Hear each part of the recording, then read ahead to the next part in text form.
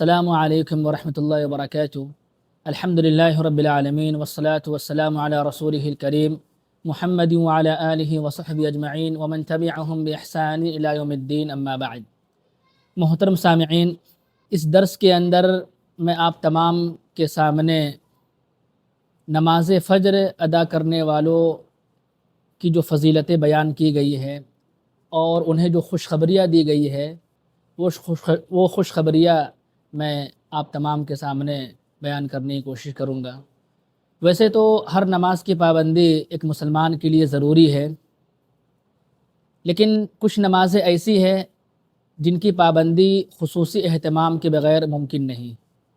اسی لیے ان کی مزید فضیلتیں بیان کر دی گئی ہیں۔ انہی میں سے ایک فجر کی نماز ہے۔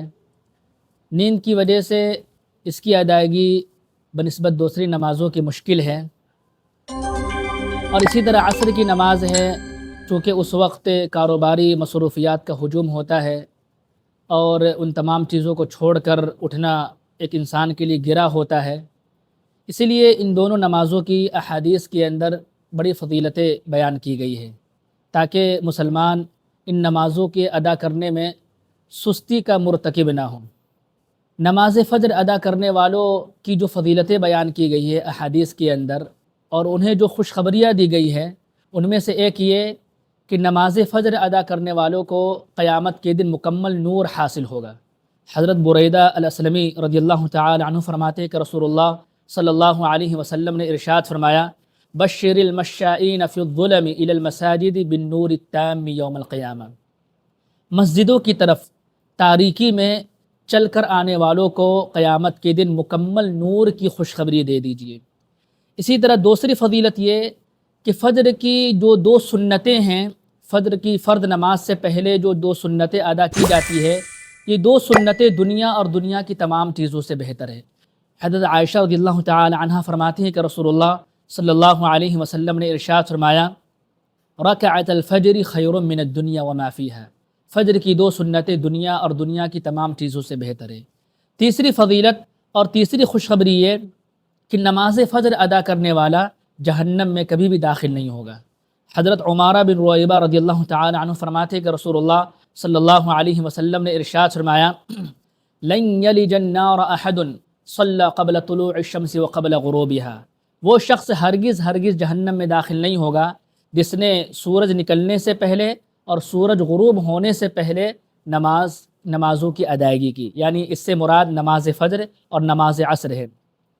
اسی طرح چوتھی فضیلت اور چوتھی خوشخبری نماز فجر ادا کرنے والوں کے لیے کہ جو لوگ نماز فجر ادا کرتے ہیں پابندی کے ساتھ، وہ انشاءاللہ جنت کے اندر داخل ہوں گے۔ حضرت ابو موسیٰ اشعری رضی اللہ تعالی عنہ فرماتے کہ رسول اللہ صلی اللہ علیہ وسلم نے ارشاد فرمایا، من صلی البردین دخل الجنہ۔ جس نے دو ٹھنڈے وقت کی نماز کی ادائیگی کی پابندی کے ساتھ، دو ٹھنڈے وقت کی نمازوں سے مراد نماز فجر اور نماز عصر ہے، فرمایا دخل الجنہ، وہ انسان جنت میں داخل ہوگا۔ اسی طرح پانچویں فضیلت اور پانچویں خوشخبری نماز فجر ادا کرنے والوں کی یہ کہ جو لوگ نماز فجر ادا کرتے ہیں قیامت کے دن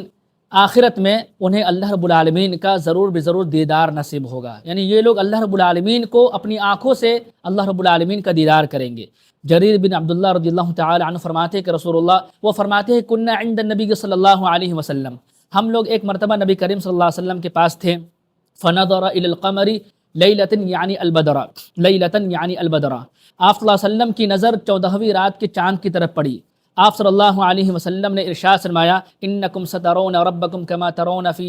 ھذا القمر لا تضامون فی رؤیتہ، تم عن قریب اپنے رب کو دیکھو گے جس طرح تم اس چاند کو دیکھ رہے ہو،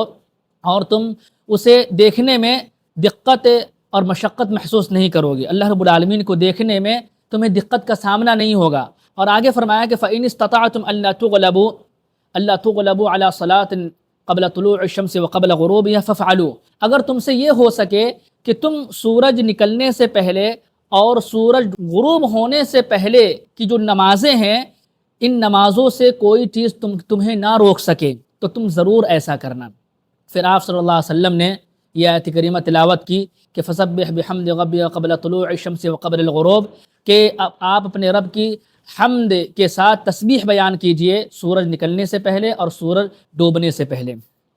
اسی طرح چھٹی فضیلت اور چھٹی خوشخبری نماز فجر ادا کرنے والوں کی یہ کہ عشاء کی نماز کے ساتھ نماز فجر کی بھی ادائیگی کرتے ہیں تو انہیں پوری رات کے قیام کا اجر و ثواب ملے گا انشاءاللہ۔